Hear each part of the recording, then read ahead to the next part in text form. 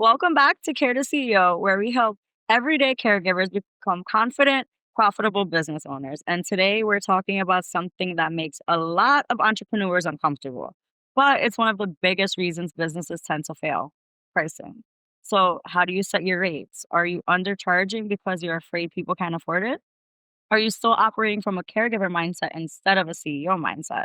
So, Crystal's here. She's going to walk us through how to price your care services with confidence and also how to shift your money mindset and how to run a business that's both impactful and profitable. And I know I'm excited because I need a better money mindset, period. So, I'm excited to dive into this. So, hi, Crystal. So glad. Hi, oh my gosh, we're in double digits now. Oh my god, Episode episode 10. 10, can you We're believe it? Oh my gosh, we are on our way, look at us. I'm so time excited. Yeah, flies. I can't believe it. I cannot believe time just flies, you know, and it's so funny, I was outside first because it's such a beautiful day here in Ohio, and, I was sitting on my patio, and the chipmunks, like, wanna play.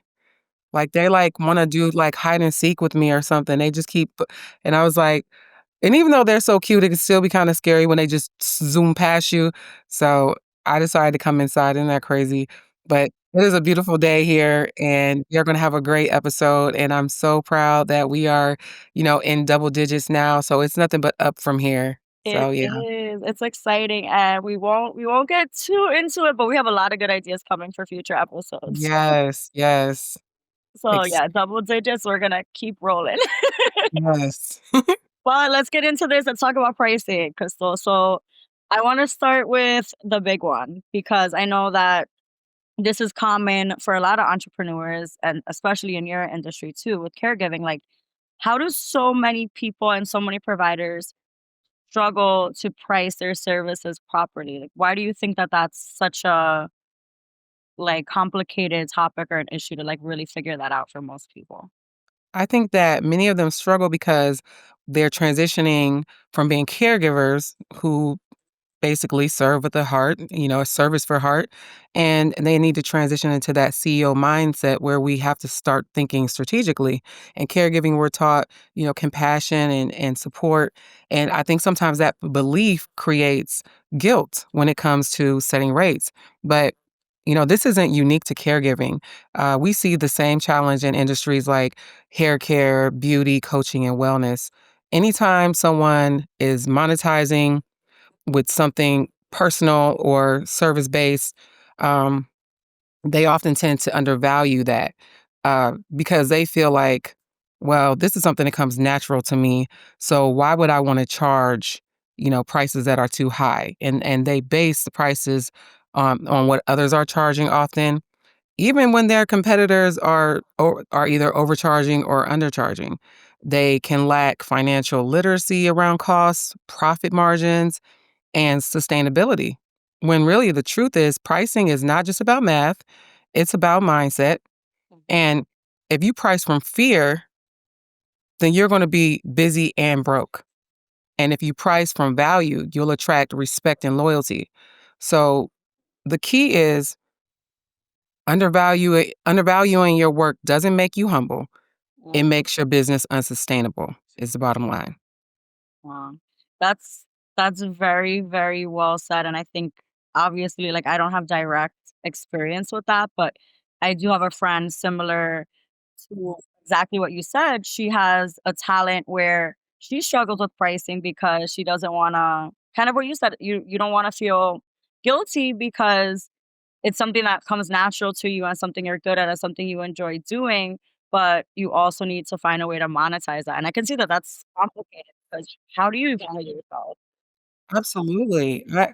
I absolutely struggle. Yes. I struggle with that so much in the beginning because helping people comes very natural to me.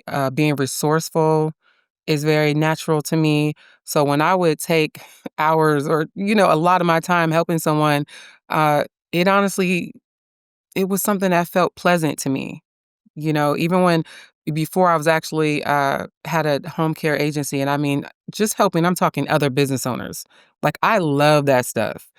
I really do. I love to sit down and strategize with other people over lunch. But I did see that I was taking a lot of time doing that, so, um, I was undervaluing myself is really what was happening, and my time and my gifts because it doesn't feel like a gift, it just feels natural, but the truth is it's not natural to everybody, and you have to put that into play, and think about that when setting your rates. And I think that exactly what you said, like, you wanna sit down and strategize, and it's fun for you, and you're passionate about it, so you're probably not even realizing actually how much time is going into that and how much time you're investing, which can be allocated to making money, so that's definitely I can see being, like, a very difficult balance. Absolutely. And I know when you first started, you mentioned feeling guilty about charging for care, so how did you work through that, getting over that guilty feeling about charging for care? Yes, definitely. I felt guilty in the beginning.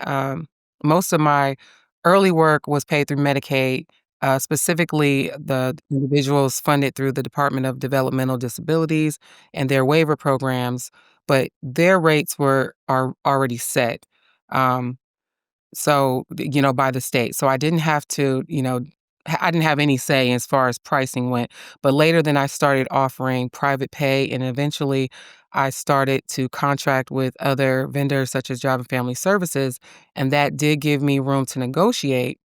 Um, and at first, I lowballed myself out of fear, afraid that families wouldn't, want to pay what I was worth. But once I saw the amazing outcomes that we had created over and over again, the progress that we made with our individuals, the way our services truly changed our lives, that's when I realized that we were really underpricing and that our work and the rates really needed to reflect the outcomes that we were creating.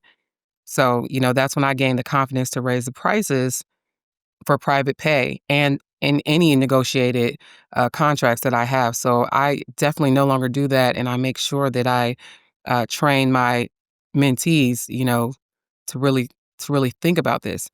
And charging fairly is about honoring the work, the staff, and the quality outcomes that we create.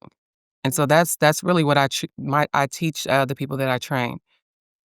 When we were talking about that right now, I was gonna ask, but you you said it first, so I was definitely, like, aligned with what you were gonna say about confidence. I was gonna say, do you think you worked through that by eventually building the confidence in yourself and your value and what you were bringing and really feeling like that confidence is what Absolutely. I mean, once you see the outcomes of your work, there's nothing like that. I don't honestly need, anyone to validate me and as far as that goes. Like I've seen it time and time again.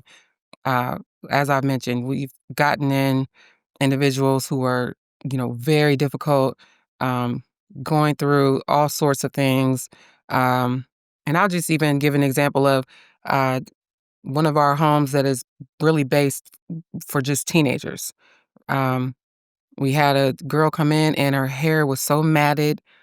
You can tell that, just hadn't been being bathed properly. And oh my goodness. And now she's become so used to having her hair done and her nails done that her confidence has, just it's just up to here now, just based on the fact that now we've shown her such, love and care, that she's not used to, not having her hair done. And, like and I'm talking we take her to the salon and get her hair and nails done. And so that right there in itself is a huge outcome from the girl we met who was, very low in confidence.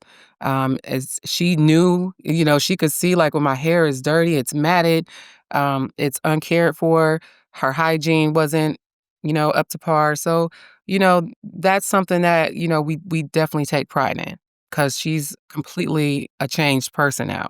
yeah, and it's in those situations, it's also, like, I think beautiful that you are doing what you're doing because you've changed someone's life so drastically and it might sound, obvious, but sometimes you don't know what you don't know, and unless you have that exposure or that lesson or someone guiding you to do that, she would have maybe never realized that.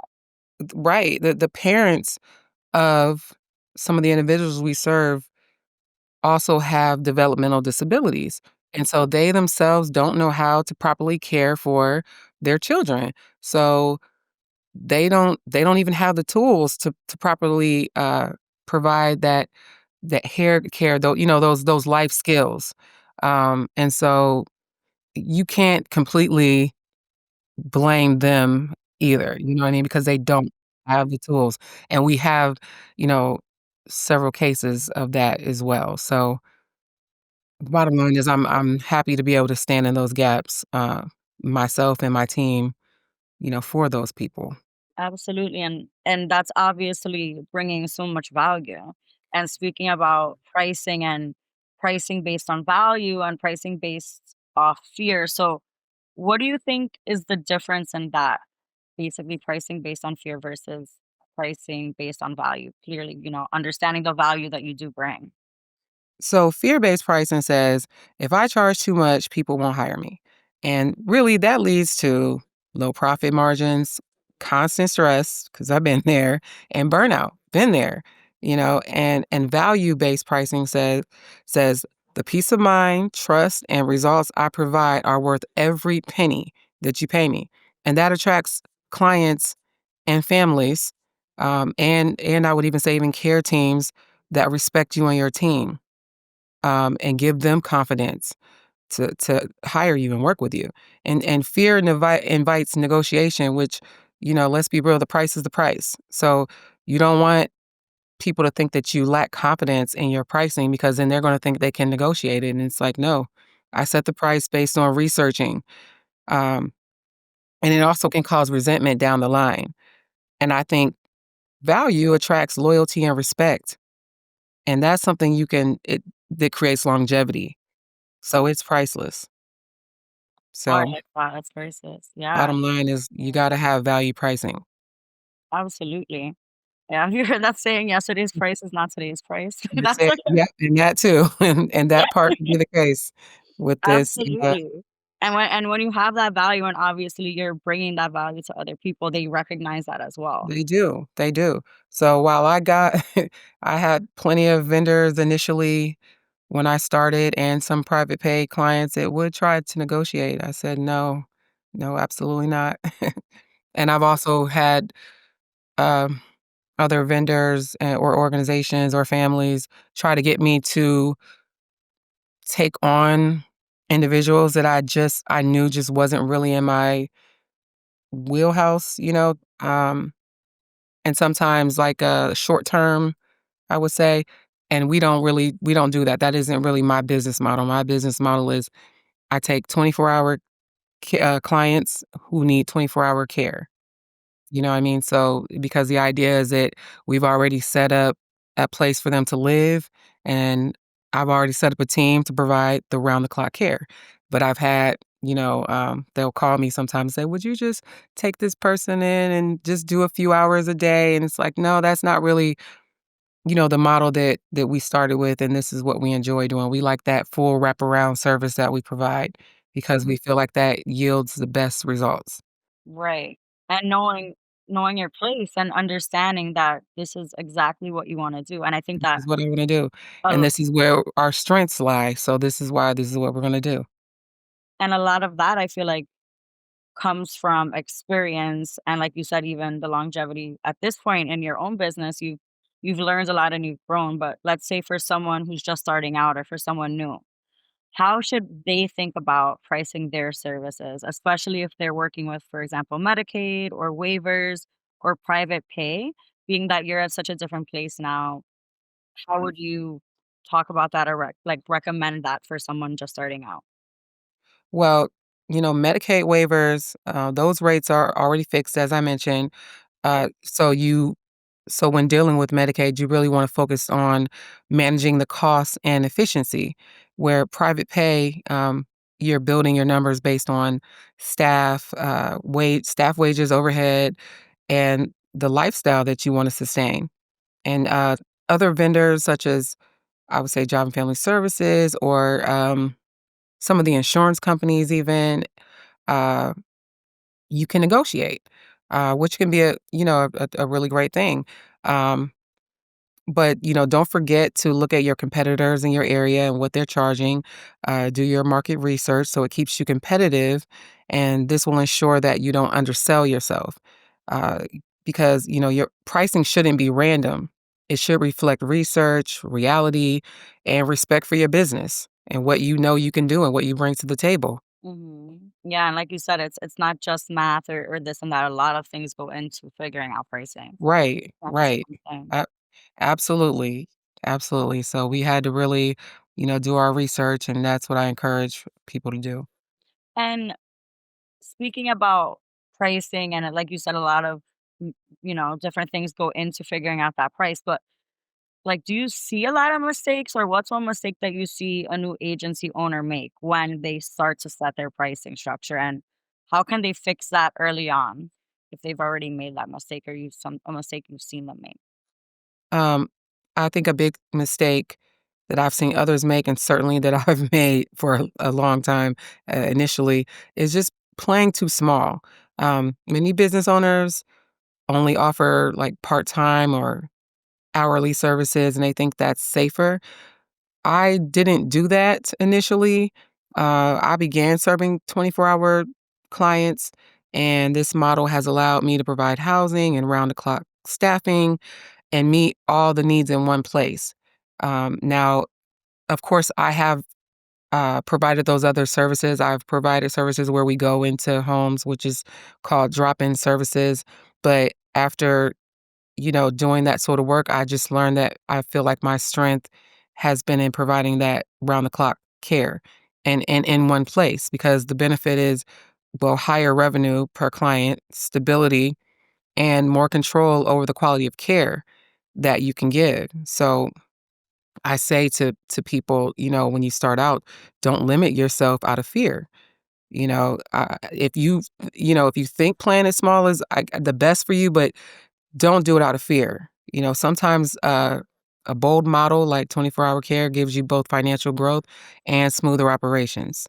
But it does come down to what your overall goals are. What if you created a business plan, what is the long-term plan? Because playing it small means sometimes more work. And when I started off doing that, I found that it was way more work involved. We had to see, goodness, probably 3 times as many clients as we would now, just deciding to care for a few 24 hours a day, you know what I mean? Versus, going all over town serving 20 in a week, you know what I mean? So it just all depends. Just, think about all that and research. And speaking about that too, I feel like expenses are probably a big part of what goes into pricing and running a business, which may not even really be focused on or talked about enough. So let's talk about expenses a little bit. How do you think, or how do care business owners often forget to maybe factor that in when they are calculating what to charge? I think they forget things like overtime pay, payroll taxes, workers' comp, training and onboarding. A lot of times, the first thing people say to me when they wanna get into this field is, "Oh, I gotta get a house." And it's like, I don't even think that's the most expensive. I don't even know. You would think it is, but I don't think it's the most expensive thing. I think payroll is literally the largest expense that you have. But, there's costs associated with training and onboarding, mileage and transportation, marketing and referral costs. Um, and then another big one people forget is costs associated with new clients. Oh my goodness, there's a large cost there sometimes, especially those coming in under respite or emergency care, which is really how I grew my business, with that emergency care. And it helped kind of mold the model that we have right now, which is why we usually have homes that are already set up and ready to go. Because we often get clients that arrive with nothing, no clothes, no bedding, no food. And, as a provider just starting out, sometimes, you're expected to be able to provide those essentials up front. So if you didn't plan for it, you're likely going to eat that in your profit margins. So, you need to that's why proper pricing protects you against burnout and ensures you can truly meet your client's needs. Yeah, that's so much that I wouldn't have even it wouldn't even have dawned on me, like, those extra things when they come and they don't have everything and they expect you to have that, so that's a whole 'nother, like, expense. Yeah. I really am happy that the industry is changing and growing, because a lot of people again, the first thing people usually mention to me is a house or, maybe an apartment building or something. They're like, "Well, I gotta get a house first." And they always think now that you have to buy a house. And it's like, "No, you don't have to buy a home." Um, Actually, a lot of the property management companies lately, they know what we do. They know that we're out here now, and they will contract with you, and they will allow you to sublet or sublease or they'll work with you. You don't have to always do that either. You don't have to sublease. You can just have a lease in the client's name. Just saying there's just a lot of flexibility now that I don't think was there initially because people know what we do, you know.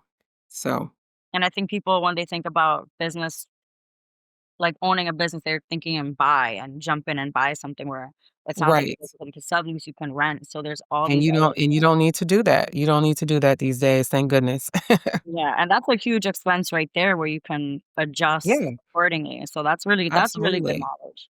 It Absolutely. absolutely And just talking about money and expenses and finances can be tricky and difficult as it is with anyone. So, how do you teach your mentees to overcome fear around talking money, whether it's with families or case managers or referral partners or anyone across the board? Well, I remind them that money conversations are leadership conversations. Families, caseworkers, and referral partners respect confidence. So we practice, we role play. I put them in scenarios that they have to, state clearly their rates without apology. And I also teach them to use value based language instead of saying things like, well, it costs $25 an hour. Say for $25 an hour, you get this or that. Your loved ones receive consistent trained care that ensures safety and progress. So, the bottom line is, if you're nervous about money, you'll attract clients who nickel and dime you. And when you're confident, you attract partners who respect you. And that's been very true for myself and my growing business. That's definitely that mindset shift you were talking about right there. Wow, in real time, that is so powerful.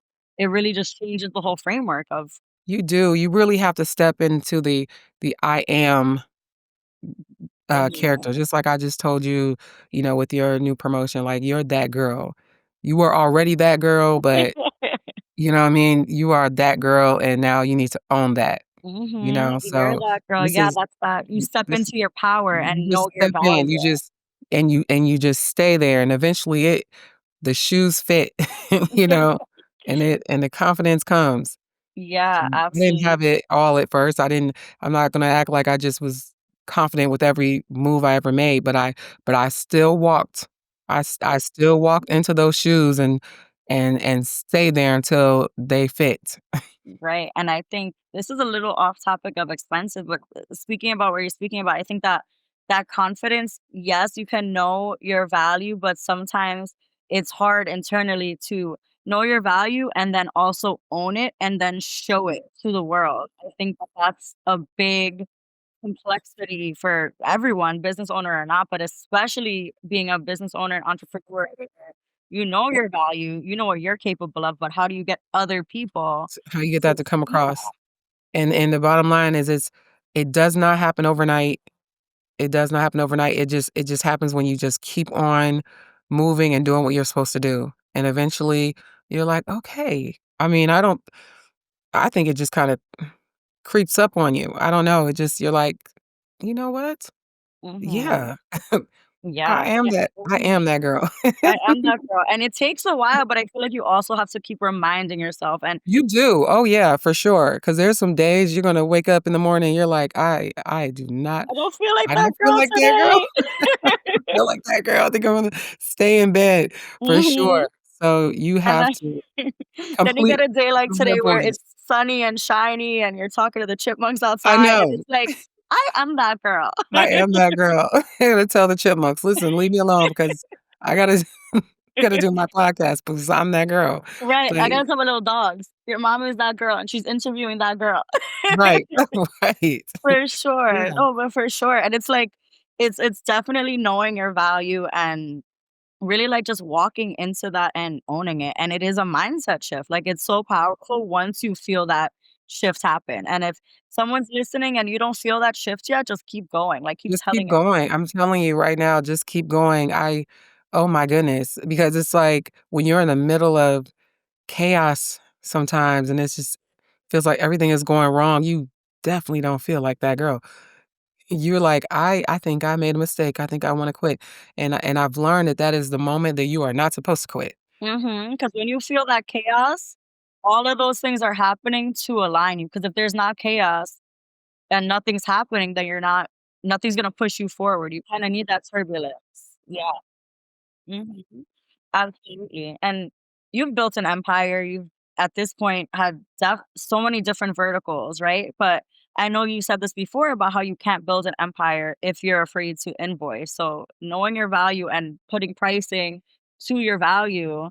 So can you explain what you meant by that? Because I love your quotes. You're always so quotable. But you can't build an empire if you're afraid to invoice. And it's true because how is that gonna work? So can you explain what that means? Absolutely. Yeah, so I think invoicing is once again, it's leadership. This is me saying that the price is the price. I know I can do this and this is what it costs. It's about believing your work deserves compensation. You know what I mean? No one's doing it. We have to get compensated for what we do. And if you're afraid to send bills, you're essentially running a charity, which we are not. We can love what we do all we want, but we are not running a charity.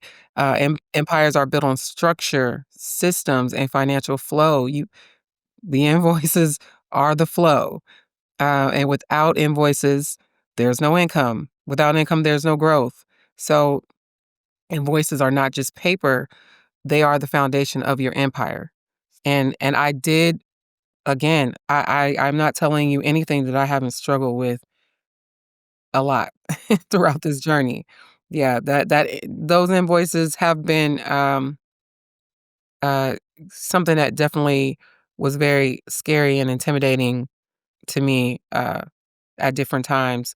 And that's why, there was these little baby steps that got me here, like, you know, um, and now that and now that I'm actually coaching people, those invoices are like, whoa, because this is one person paying me to essentially coach them or consult, with them on their business and the growth of their business. So, you know, yeah, that's a whole new wave, from one person, paying an invoice. But it's okay. I know I can do what I say I can do, and the price is the price. Absolutely, yeah, and again, you've stepped into that and you know your value because you've already come this far, so Right. you know how I've valuable you are. already helped others do it, so I know I Mhm. can do it. I Absolutely, and helped that's what they several want others from do it. experts. You're the expert now, which I know that it's Mm, probably, yeah, you look definitely. back and like, "Mother, how did I Oh, get yeah, where I'm here?" But yes, introduce definitely. yourself. That word expert just hits you and, "Oh, Mhm. I don't know." Let's Mhm, but no, that's but normal. yeah. But you're that girl, like, you have to, like, probably I mean, ground if yourself you've in that gotten peace. result after result, outcome after outcome, I mean, I'm sorry, yeah, you gotta own Mhm. that. And it's proven, it's proven. This is not, something you wake up thinking one day, it's proven. You've built this empire, you have everything in place, and people want to learn from you because they see how well you've done, and you do so many things. I don't know how you do it, but it goes to show that, that's also like you said, you've taken baby steps to get here because you've built that foundation, and going back to previous episodes when you talked about systems and, starting out, all these things have aligned to Yep, grow you for and to sure. get here. And I've had to go take steps back. I've had to take 10 steps back when I thought I was finally getting ahead, and sometimes almost feel like you had to completely start over. So, yeah, I've done this every way it can be done. But the thing I didn't do was quit. There you go. And that's probably what makes you so good now because you can look at things and look at people who want mentorship from you and see it in so many different angles. It's not just like, I did it this way, so you have to do it this way. You can identify where they're at and lead them also based on their current status and experience because of the different ways you've gotten to where you're at I now. love options. I am an options person, so, if you come to me with a problem, but we can likely come up with at least 10 off the top of my head, mostly, in most cases. Like, and that's what I like to be able to do for people. Like, I like options. Don't And that's what makes you yeah, that's what makes you such a good mentor, you know? So, yeah, no, absolutely, and being able to sit that and I love that you also say you like options because nothing in life is really black and white, and a lot of times things thrive off such a, like, strict black and white thing. Some things, yes, but especially in this business, especially with caregiving, there's so many variables that no, because there really is. I mean, and no one person is the same, no one situation is the same, so, yeah, you have to be able to have options to solve a problem. Mhm. Exactly, and you having that insight and that that open mind and that willingness to navigate and look at different things and like you said, look at the different options and figure out a plan. I think that that's something very valuable, especially in a mentor, because if you wanna just copy something someone else has done exactly in their way, you could figure that on your own. Having a mentor is helping you navigate different things, different Absolutely. options. And if I can't think of an option right off top, somebody on my team, my sister is very good, when it comes to strategizing. Uh, like I said, I have, people on my team, but then I have several mentors I can go to and other people who are in the industry, not just where I live, but really nationwide at this point, and I can call and say, you know, "Help me through this situation. What do you think there's the best resolution for this?" So, I'm very thankful for that, and that took some doing, and meeting and networking to meet those people.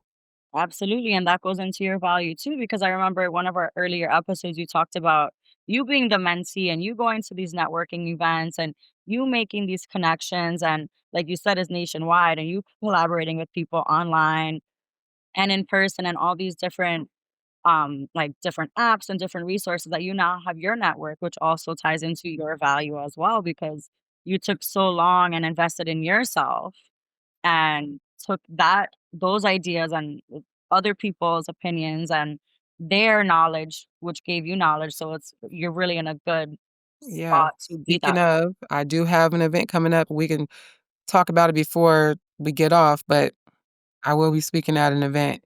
Oh my god! Yay! What's the event? It's called Her Soul, The Experience, and it's in Chicago, on the October 24th and 25th. And it's going to be wonderful, women coming together and talking about healing through some of their traumas and experiences. And it's going to be a really good place to meet new people and business owners, and just to network, and it's a place for sisterhood. So I'm really excited about it, looking forward Oh to my it. god, that's amazing. Wait, we need to talk about this after because I might have to get on a flight. We were just talking about how I've never been to Chicago either. That might be the opportunity. I know, right? Oh, I would love for you to come. Oh my goodness. Okay, yeah, we're gonna we're gonna pin this because I definitely am very intrigued for sure. But for anyone besides me, but any woman who is listening right now, I think that that is very interesting, and maybe we could put some context about that below, or maybe even make to another video and tie that in here because that sounds really cool. But so what is your message to any other woman who's listening right now who maybe doesn't know her value quite yet and is discounting her rates because she's afraid that she might lose a client if she charges what she's really worth? What would be your advice there? I would say discounting is a trap.